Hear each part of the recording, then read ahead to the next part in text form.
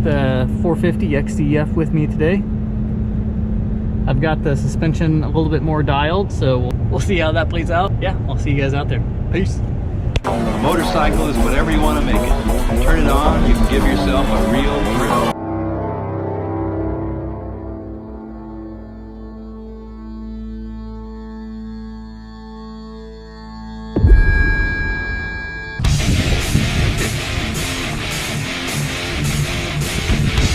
Yeah. What's going on, guys? This is Carl with the RacerRed channel. Well, I was supposed to meet my buddy out here, but I kind of made a boo-boo. I parked in the wrong spot, so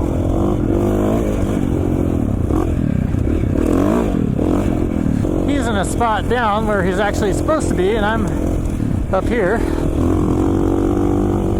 So I'm gonna try to go meet up with him halfway in between. Sure is easy to cover some ground on this bike. The sand doesn't even slow it down.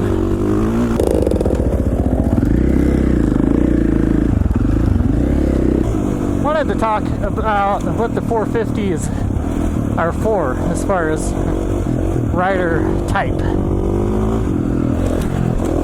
They are for everybody as long as it doesn't bother you that they have a crazy amount of torque and power.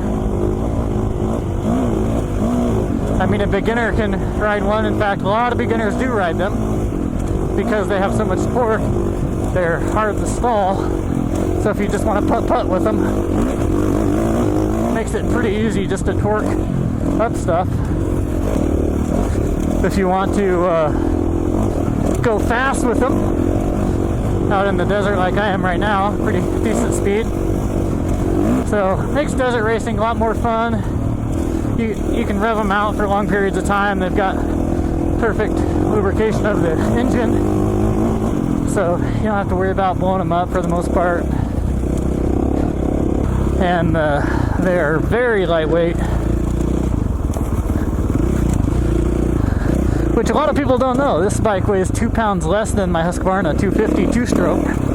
Trying to stay close enough to where I can get some footage, but trying not to get roosted too. Yeah, that's one thing about filming, is you have to stay really close in order to get a shot. He's very close right now.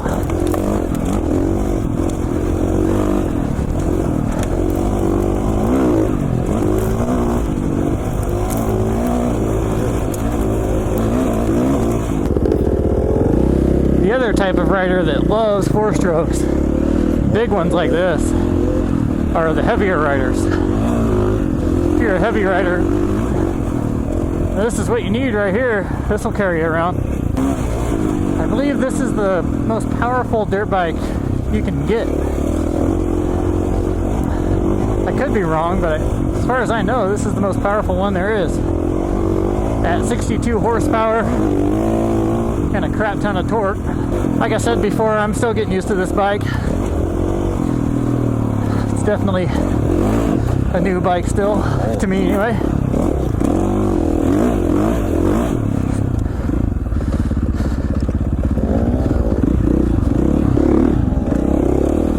450 can be a handful for sure, but what they're bad at is feeling light. If you want something that feels light and nimble all the time, you don't want a four-stroke, because all the compression and everything.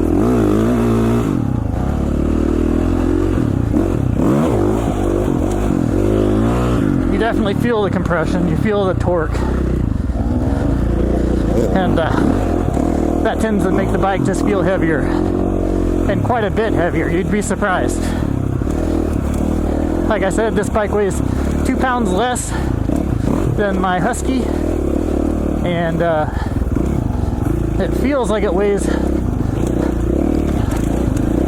not a ton more, but substantially, you know. And that's just because of the engine characteristics. You can definitely tell where the weight is coming from. it almost seems to, like when you're rolling on the throttle on a 4-stroke like this, it almost seems to pull you down into the dirt, if that makes sense. It just has so much torque and it grabs so hard, the power just seems to pull you down, and that's the sensation that you get when you're on a 4-stroke.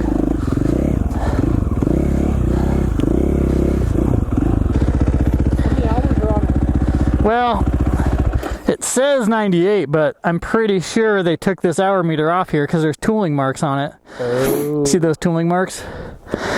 So they messed with them. Yeah. Huh. It said 98 hours. I mean, the bike looks like about 98 hours. Yeah. But if they took that off, I mean, what kind of person does that and then sells it? And then sells it. Yeah. That's the only indicator that has more miles than that, because everything else looks like it's pretty dang good.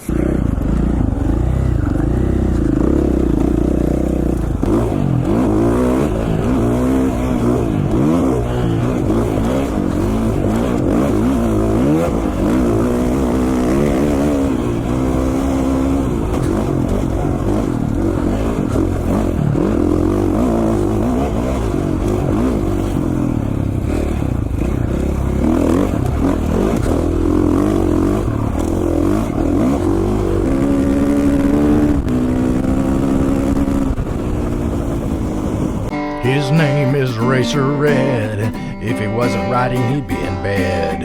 He naps during the day. He rides his love in garage bays. Oh, he rides all night, full throttle all the time. Oh, he was born to ride. Red Racer, like, comment, and subscribe.